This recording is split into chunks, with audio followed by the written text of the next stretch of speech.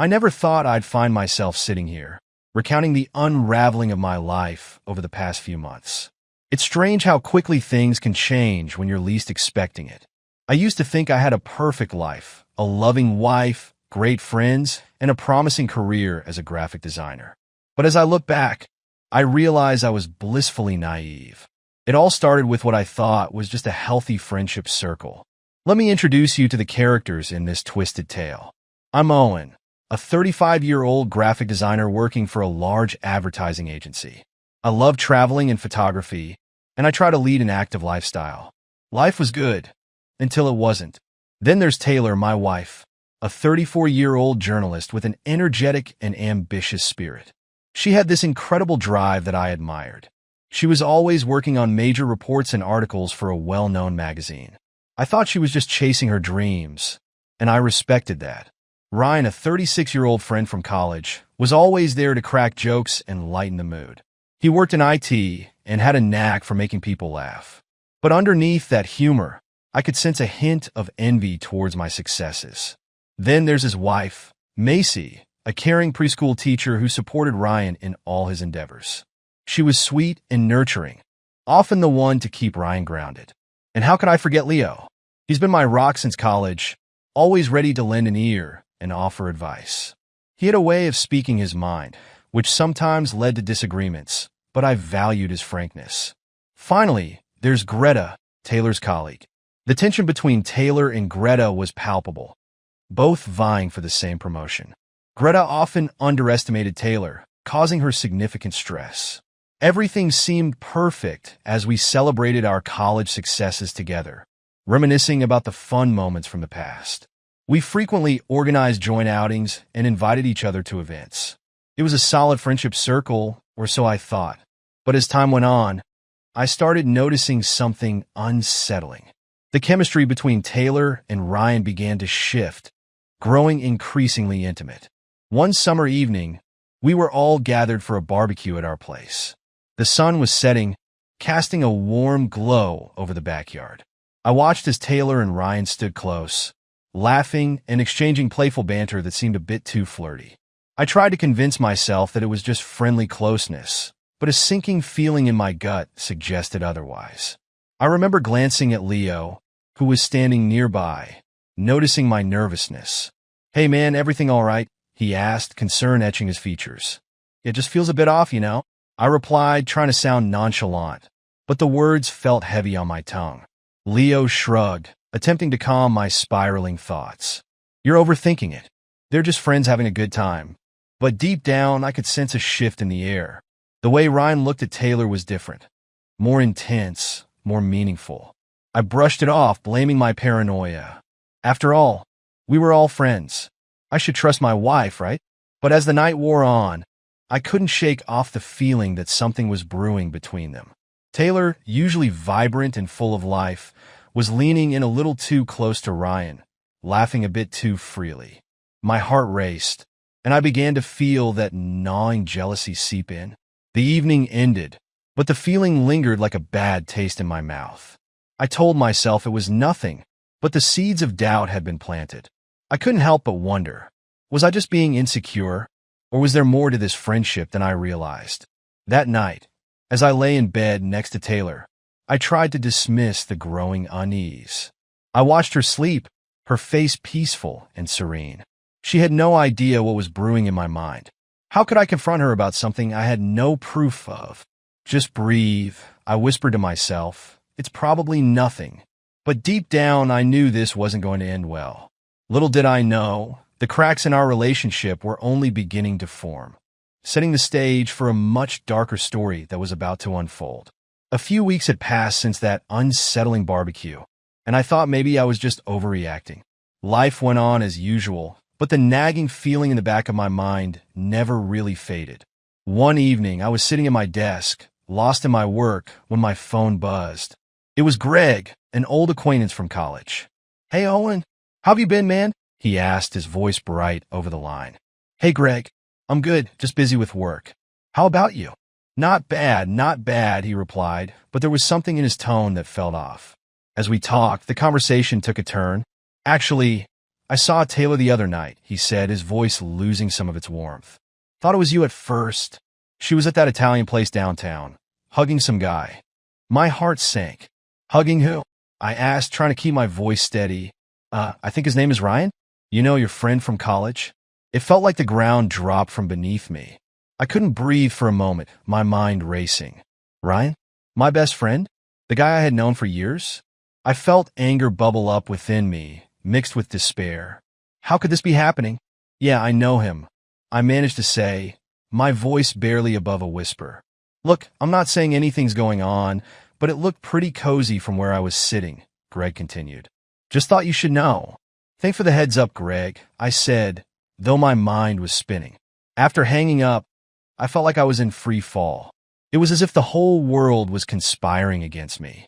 I needed to talk to Taylor, to confront her about this, but I couldn't shake the feeling that she'd deny everything.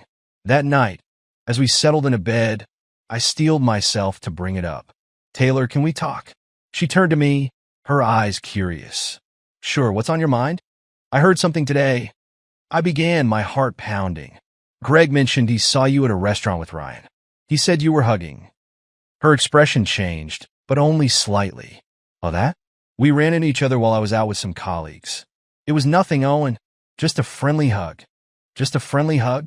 I echoed, trying to keep my tone neutral. Greg said it looked pretty cozy. She rolled her eyes, the annoyance creeping into her voice. You know how Greg is.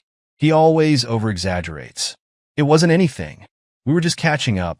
I stared at her, searching her face for any signs of deceit, but she seemed genuinely oblivious. My gut twisted. I wanted to believe her, but after everything that had happened with Ryan, I just couldn't shake the feeling that something was off. I let it go for that night, but I couldn't sleep. My mind raced, replaying the conversation. I felt like I was losing grip on my own life. The next day, I decided I needed to talk to someone who might provide a clearer perspective. Macy. Meeting her at a local cafe. I was anxious. We had always been friendly, but this felt different now. I needed answers, and I hoped she could shed some light. Macy. I started after we exchanged pleasantries. Can we talk about Ryan? Her expression changed, and I noticed her hesitate. Sure, what's up? I've been feeling uneasy about him lately, I admitted. I heard he was acting a little strange. Has he mentioned anything to you? She sighed, her eyes darting to the window. Yeah, he's been a bit off. Staying late at work, missing family dinners. I thought it was just stress from work, but I felt something weird too. He's been distant. My stomach dropped. So, you think something's going on? I don't know, Owen. I've had my suspicions, but I didn't want to believe it. It's just not like him, she replied, her voice laced with concern. We exchanged stories and theories, and I couldn't help but feel a wave of anxiety wash over me. It was as if the ground beneath me was shifting again, and I was losing my footing. Do you think it could be about Taylor? I asked, the words slipping out before I could stop them. Macy looked away, her face a mixture of concern and sadness. I don't know. I hope not. But Ryan has always had a thing for strong women, you know? Those words hung in the air like a dark cloud, and my heart raced. Doubt flooded my mind, gnawing at my insides. I had trusted Ryan, counted him among my closest friends. And now, it felt like I was staring into an abyss, not knowing how deep it went. As I left the cafe, the weight of uncertainty pressed down on me. I felt like I was caught in a storm, the winds of betrayal howling all around. I couldn't trust anyone anymore, not even Taylor. I needed to dig deeper, to find the truth, no matter how painful it might be. Little did I know, this was just the beginning of a much darker journey. The next few days were a blur of anxiety and unease. I couldn't shake the feeling that everything around me was crumbling. I needed answers. But the only place I felt like I could find solace was at the cafe, where I'd arranged to meet Macy again. It was a cozy spot with soft lighting and the rich aroma of coffee wafting through the air, but even the comforting environment couldn't fully ease my mind. As I walked in, I spotted Macy sitting at a corner table, her expression pensive as she stirred her coffee. I slid into the seat across from her, my heart heavy with the weight of the conversations that lay ahead. Thanks for meeting me, I said, forcing a smile that didn't quite reach my eyes. Of course, Owen. "I'm glad we're talking," she replied, her voice soft but laced with an undercurrent of tension. I took a deep breath, diving into my concerns. I've been watching Taylor and Ryan, and it just feels like they've been acting differently lately. I don't know, maybe I'm imagining things, but something's off. Macy leaned in, her brows furrowing. "I've noticed it too. Ryan has been distant. He used to be so engaged during our get-togethers, but now he's missing from family dinners, disappearing without explanation. It's not like him." I could see the pain in her eyes. "It's hard to admit, but I've started questioning everything.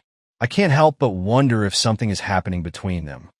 Tears welled up in Macy's eyes, and she quickly blinked them away. I didn't want to believe it either, but my gut is telling me something's wrong. Ryan used to love Taylor. He always spoke highly of her. I thought they were just friends, but now it feels like I'm losing both of them. Her sadness mirrored my own, and it hit me harder than I expected. We both sat in silence, grappling with the emotional weight of our respective situations. It was a strange feeling, this connection forged by shared betrayal. "Macy," I started hesitantly. "I know this might be a weird thing to say, but we're both hurting. Maybe we should consider doing something about it. Something that makes them feel the pain we're feeling." She looked at me, her expression shifting from sadness to curiosity. "What do you mean?" "Revenge," I said, the word rolling off my tongue like poison. "What if we did something to show them that we're not just going to stand by and let them walk all over us?" For a moment, she sat back, contemplating my words. "I don't know, Owen. That sounds risky, but I can't deny I've thought about it too." The conversation flowed, and we found ourselves discussing all the possible ways we could make them pay for their betrayal. It felt exhilarating to think about taking control, to reclaim the power they'd stripped from us. As the discussion deepened, the tension between us grew. We shared our pain, our frustration, and our anger, and it was almost intoxicating. I found myself leaning closer, drawn in by her vulnerability. I reached across the table, and she took my hand. The moment hung in the air, charged with unspoken possibilities. "Do you really think we should do this?" Macy asked, her voice barely above a whisper, but there was a spark in her eyes that suggested she was ready to dive into the unknown. "I don't know," I admitted, my heart racing. "But at this point, I feel like we owe it to ourselves to get some kind of satisfaction from this mess." We exchanged a look, one filled with shared pain, desire, and a hint of mischief. I could feel the weight of the moment pressing down on us. In that instant, the emotional tension and disappointment created an opening I hadn't anticipated. Before I fully processed what was happening, I leaned in and kissed her. It was unexpected, fueled by the chaos swirling around us, and it caught us both off guard. But as I pulled back, I saw the desire mirrored in her eyes, and it was as if a dam had broken. We didn't just share a moment of intimacy. We ignited a spark that had been buried under layers of hurt and betrayal. That night, we ended up at my apartment, and it felt like we were crossing a line together, a line that might lead us into deeper waters, but we didn't care. The thought of revenge was a seductive promise, and the connection we formed felt like a balm for our wounds. As we spent the night together, I couldn't help but feel a rush of adrenaline mixed with guilt. We were betraying our partners, but the thrill of it overshadowed everything else. We fell into a rhythm that felt raw and real, each touch igniting a sense of freedom I hadn't felt in ages. But in the back of my mind, a small voice whispered that this wouldn't end well. I brushed it aside, lost in the moment. We were both so consumed by our pain that we didn't think about the consequences of our actions. All we could see was a path of revenge opening before us, a way to reclaim our power in a situation that had turned our worlds upside down. Little did I know this was just the beginning. The choices we made that night would lead us down a path we couldn't have imagined, one filled with deception, betrayal, and unforeseen consequences that would haunt us for a long time to come. After that fateful night, the thrill of our shared betrayal sparked something deep within both Macy and me. We were no longer just victims. We were ready to become avengers, poised to strike back at the people who had wronged us. Our minds raced with ideas as we plotted our revenge, the adrenaline coursing through our veins like a potent drug. "Okay," I said, leaning over my dining room table, surrounded by takeout containers and half-empty coffee cups. "We need to hit them where it hurts. They need to feel the consequences of their actions." Macy nodded, her eyes glinting with determination. "I've been thinking about Taylor's big article. She's been working on it for weeks to secure that promotion. What if we, I don't know, sabotaged it?" I raised an eyebrow, intrigued. "How would we do that?" "That's the thing," she said, her excitement palpable. "I overheard her talking about it at the cafe the other day. She's been pouring her heart into this piece. If we can get our hands on it while she's not looking, we can make some changes." A plan began to form, and I could feel the heat of anger fueling our resolve. "What kind of changes?" "We could insert some false information," she suggested, her voice dropping to a conspiratorial whisper. "Something that could ruin her credibility." I let out a slow breath, the moral implications swirling in my mind. "It feels wrong, doesn't it?" Macy's expression hardened. "Not as wrong as what they've done to us. We're just leveling the playing field." That was the moment I knew we were fully committed to this dark path. A few days later, Macy called me, excitement lacing her voice. "I found the perfect opportunity. Taylor left her laptop open at the cafe today. I think she was too engrossed in work to notice. I can distract her while you sneak in." "Are you sure you want to do this?" I asked, even as a part of me thrummed with anticipation. "Absolutely," she replied, her confidence pushing me to agree. "I'll handle the distraction. Just be ready." The plan was set, and I felt a thrill wash over me. The thought of finally confronting Taylor and Ryan's betrayal gave me a rush. The stakes felt high, but it was nothing compared to the turmoil we had both endured. The day of reckoning arrived, and Macy and I orchestrated our attack with meticulous precision. I waited anxiously for her call, pacing my apartment, a storm of emotions swirling within me. Then my phone buzzed, and I leaped at the chance. "Now," she said, her voice barely containing the excitement. I slipped into the cafe, spotting Taylor at her usual corner table, completely absorbed in her work. I felt a twinge of guilt as I approached, but the anger I harbored quickly drowned it out. Macy approached Taylor, a bright smile plastered on her face. "Hey Taylor, how's the article coming along?" "Oh, just fine," Taylor replied, her eyes flicking up from her laptop momentarily before returning to the screen. "Just a few edits left, and then I should be good to go." "Great. Mind if I sit with you for a moment?" Macy asked, her tone cheerful. "Of course. Just give me a second," Taylor replied, still focused on her screen.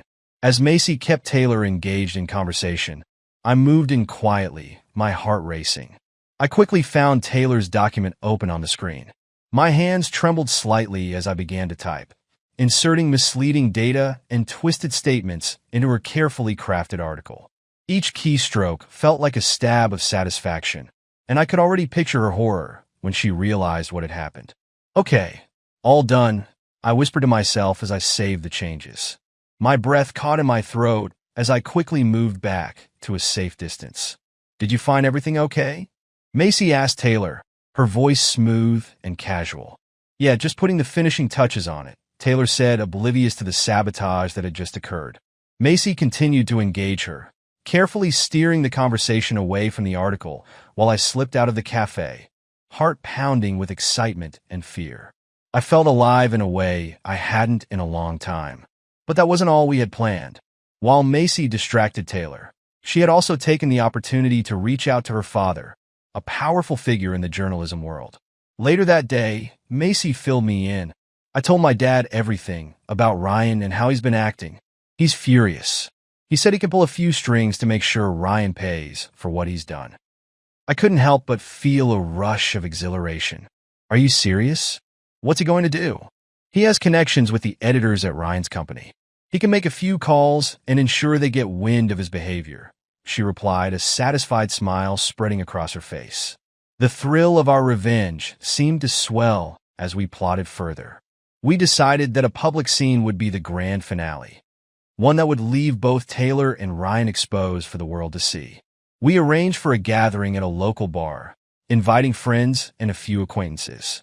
I felt a mix of excitement and nerves as I prepared for the moment when the truth would come crashing down around them. As the evening unfolded, I could see Taylor and Ryan arrive, laughing and oblivious to the storm brewing just beneath the surface. They were too comfortable, too confident, and I couldn't help but feel a sense of satisfaction as I watched them. With a few drinks in me, I gathered the courage to approach them. "Hey guys, having a good time?" I said, forcing a casual tone. "Yeah, just enjoying the night," Taylor replied, her eyes sparkling. I shared a look with Macy across the room, and she nodded, signaling that it was time. "Oh, by the way," I began, my heart racing. "Did you hear about Taylor's article?" Ryan's smile faltered slightly. "What about it?" I leaned in closer, savoring the moment. "You know, the one that was supposed to secure a promotion? It's about to get a lot of attention, like really bad attention." Taylor's expression shifted, confusion and concern flooding her features. "What do you mean?" At that moment, Macy joined us, her demeanor confident. "Yeah, about that. Oh, and I may have made a few changes to your precious article.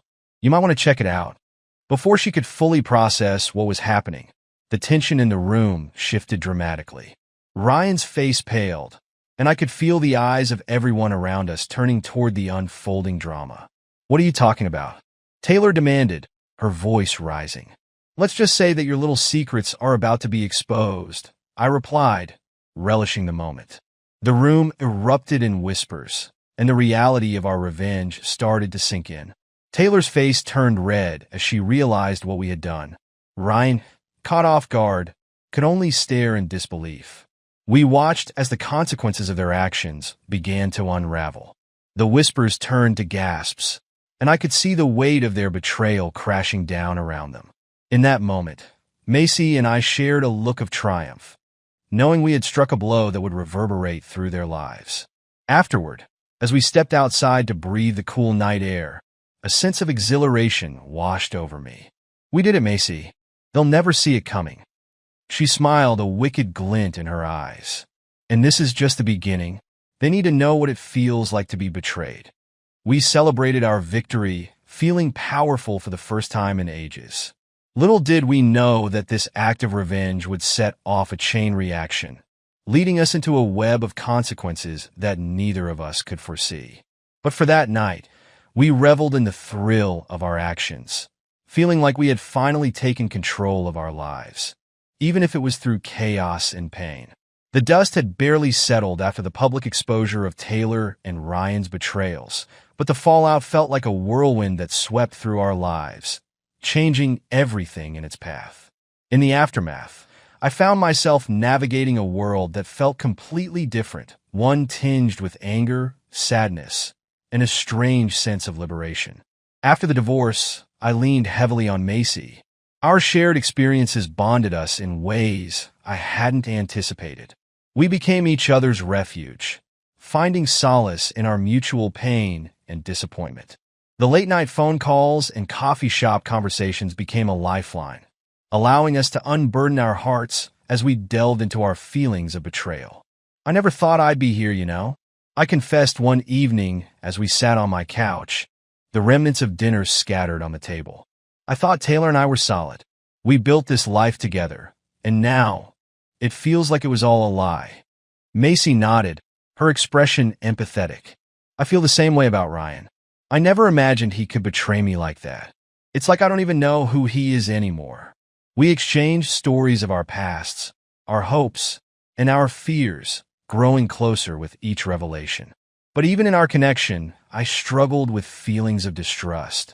Despite Macy's kindness and understanding, I found myself hesitant to fully let go of my past wounds. One night, as we were watching a movie, I felt a familiar tension creeping in. "Macy, do you think we're rushing into this?"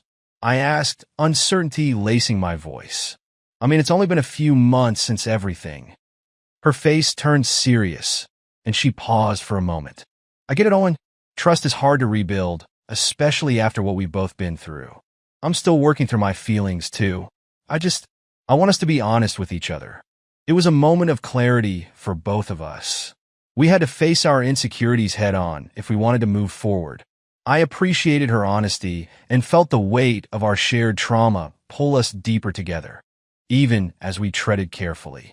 Macy decided to take a proactive approach to her healing. She began attending therapy to cope with her emotions and also joined support groups for people who had experienced infidelity. I admired her strength, even as I felt a pang of guilt for not being able to heal as quickly. I think it's important for us to have our own paths of healing, she said one day after returning from a support group meeting. I want to be strong for myself first before diving into anything new with us. Her words struck a chord. I realized I hadn't fully processed the betrayal and its aftermath. I threw myself into work to avoid confronting my feelings, but they lingered just beneath the surface. Meanwhile, Taylor struggled to rebuild her life.